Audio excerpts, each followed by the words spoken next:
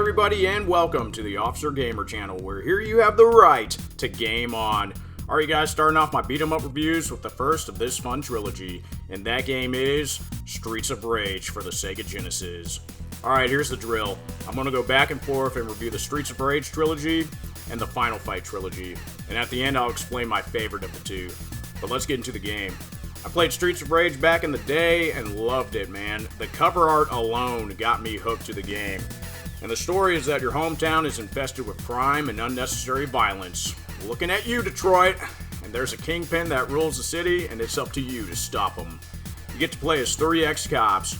Adam, who's the strongest. Blaze, who's the weakest, but she's fast. And Axel, who's a mixture of both. My go-to is Adam because his moves are more powerful. But yeah, let's get into the gameplay. This game is a great beat 'em up. Right when you boot up the game, you notice the amount of enemies that can be on screen at once. It's very impressive, especially for an early Sega Genesis title. And the controls are nice and easy. All you gotta do is go up and start punching folks. It's fluid. It's not perfect, but it's still good. And if you get close, you can do throws as well. And each character has a different throw.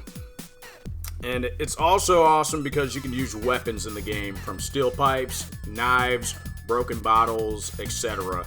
And man, you're gonna need them because the many enemies you face will just bombard you, and it can get just tough, man. If you find yourself in a tough spot, don't fear. You can call your ex-coworkers and they will shoot a stinking bazooka at your enemies. Even if you're on a boat, they got your back. Boom! And just clears the screen. And the graphics are nice looking. For instance, here on the beach, the waves hit the screen and the water splashes. That's pretty cool how the backgrounds are alive like that. Even in the factory, you gotta watch out for the machines so that they don't crush you. And you also get some boss battles at the end of the stage. My favorite is this Freddy Krueger ripoff guy. But man, some of the bosses are tough, and you will replay it over and over again.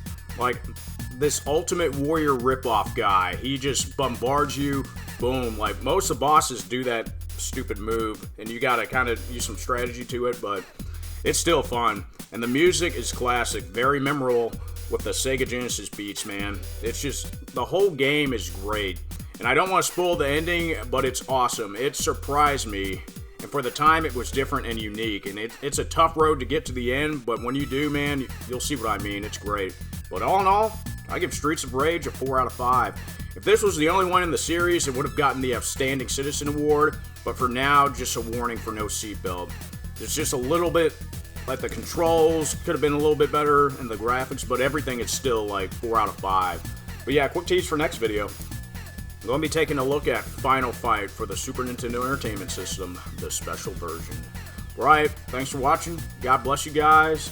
Be safe, and always watch your 6. Peace.